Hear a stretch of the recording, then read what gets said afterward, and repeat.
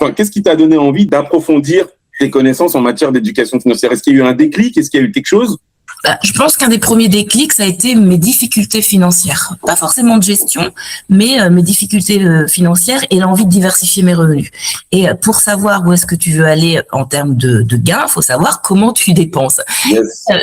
Donc ça, c'est par le biais de différents programmes que ça m'est vraiment arrivé en pleine figure. Donc évidemment, je tenais, on va dire, des comptes mensuels, mais j'avais mis de côté. Puis surtout, je n'arrivais pas à percevoir comment je pouvais diversifier mes revenus autrement qu'avec moi, mon instrument et mes aptitudes professionnelles. Et j'ai commencé à chercher. Et en fait, j'ai pas cherché très loin parce que la réalité, c'est que je connaissais Loïc pour avoir travaillé avec lui dans le milieu artistique. Et quand j'ai vu les premières vidéos de la Nekao School, ben déjà, je veux dire, j'avais confiance en Loïc parce que je savais qui était en train de me parler d'éducation financière. Je connaissais pas du tout Loïc sous ce profil-là, donc j'ai eu une écoute attentive. Et puis, je me suis dit, mais c'est peut-être justement une chose qui me manque et qui m'a toujours manqué, enfin j'ai envie de dire qui nous a toujours manqué finalement depuis qu'on va à l'école. Donc il y a eu cette prise de conscience et cette envie qui, en se disant il est jamais trop tard, de parer les choses pour faire autrement en fait. Super clair.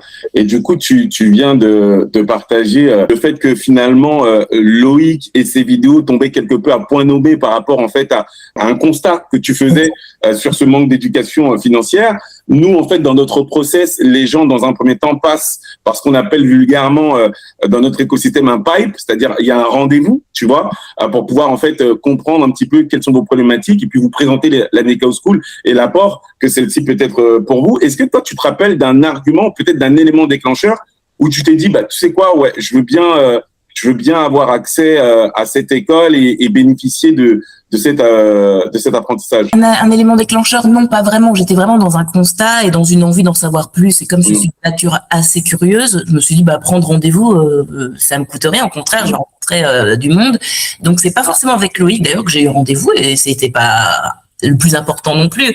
À partir du moment où c'était son projet, moi, je me disais, je veux en savoir plus. Donc, j'ai eu rendez-vous avec Wesley et là, j'ai trouvé l'offre hyper claire et elle répondait vraiment à une attente sous-jacente. Et puis je me suis dit, alors je me suis pas inscrite tout de suite parce qu'il y avait une réalité de trésorerie tout simplement. Je crois que je me suis quand même inscrite 8 ou 9 mois plus tard, temps d'une grossesse quoi, le temps que je mature le truc.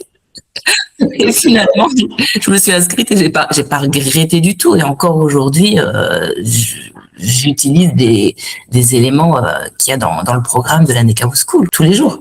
Franchement, merci infiniment pour ce retour. Vraiment, ça me touche beaucoup parce que lorsque tu décides de te lancer dans quelque chose, c'est un projet. Et toi, en fait, qui crée des projets et qui les fait naître, tu sais ce que c'est. Quand tu le vois naître, ton bébé, et que tu vois, toi, je sais que dans ton cas, c'est des projections, voilà, parce que tu sais que t'es artiste, mais voilà, là, on est en train de parler à une artiste vraiment dans le vrai sens du terme, parce que c'est toi, en fait, qui gère l'ensemble de tes projets, puisque tu réalises, etc. Donc, nous, en fait, on a fait ce projet-là. Au départ, c'était une idée et d'avoir des retours probants de personnes comme toi qui me disent, non, mais franchement, ça l'a fait, ça m'a aidé. Est-ce que toi, déjà, ne serait-ce que sur la partie, donc tu nous as dit, tu as dû maturer quand même la chose, il y avait une réalité à l'eau à la trésorerie, mais quel a été ton ressenti quand tu as dû du coup passer à l'acte d'achat? Est-ce que toi, tu t'es quand même dit, waouh, je dois investir une certaine somme pour ces connaissances? Quel a été ton état d'esprit avant de passer à l'action? En fait, très sincèrement, l'une des raisons pour lesquelles j'étais pas rentrée la première fois, c'est parce que j'avais déjà investi sur d'autres programmes. C'est-à-dire que le fait d'investir sur soi, c'était pas forcément nouveau pour moi. Et en toute honnêteté, ça a commencé pendant le confinement. On n'avait rien d'autre à faire. Qu'est-ce que je peux faire? Tiens, si j'utilisais ce temps de manière intelligente. Et c'est comme ça que j'ai découvert différents types de programmes en développement personnel ou en coaching.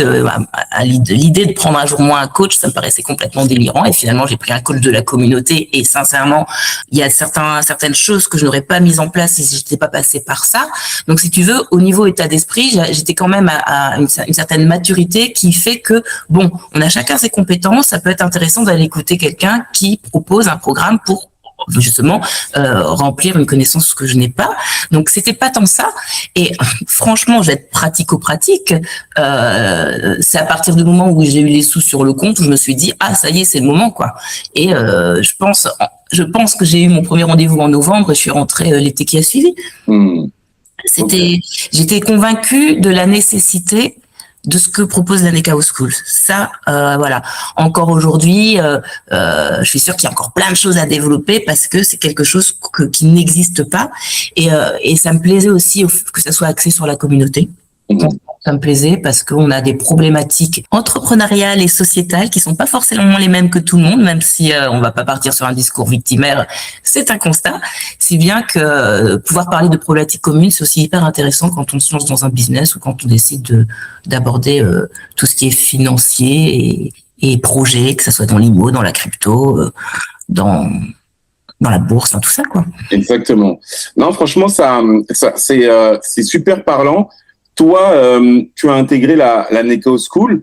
Est-ce qu'il y a une notion, un principe, une stratégie en particulier où tu t'es dit, waouh, pas mal. Tu vois, je ne le savais pas peut-être forcément avant, ou alors je le savais, mais je ne l'ai pas forcément appliqué. Là, maintenant, je vais l'appliquer. Ou peut-être une information où tu t'es dit, waouh, mais en fait, j'avais pas cette information avant, pas mal. Est-ce que tu te rappelles comme ça Il y en a plein, en fait.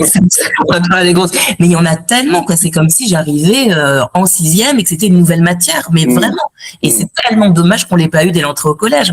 Donc, que ce soit par les différents ateliers, les différentes thématiques, la bourse, les EFT, maintenant je peux frimer pour employer des termes que les gens, les DCA, mais pour moi, je rigole parce qu'il y a peut-être des gens qui vont dire mais de quoi elle parle, mais vraiment, quand je suis arrivée dans le groupe, et puis donc il y a ces groupes WhatsApp qui nous permettent d'échanger, je lisais, je comprends rien de ce qu'ils disent.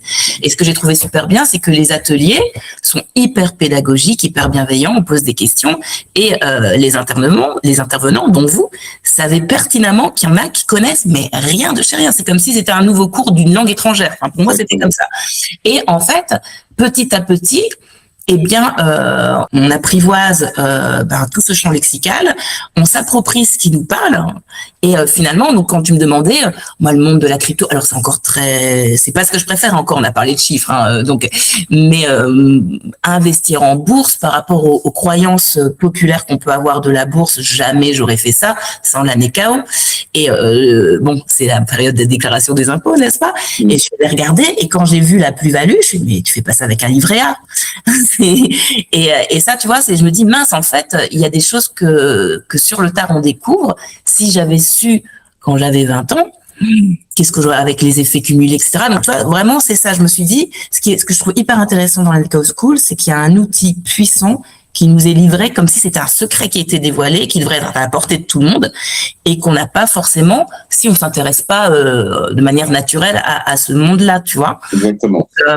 Donc voilà, la crypto, les EFT, le fait d'investir même des petites sommes, les lectures qui ont pu être conseillées. Alors moi, j'adore lire pour le coup, donc effectivement, j'ai changé un peu de type de lecture, mais voilà. Et puis surtout, je trouve que c'est très facile, et cette communauté, donc à travers les différents groupes WhatsApp qui sont thématiques en plus, permet d'échanger, de rencontrer des gens.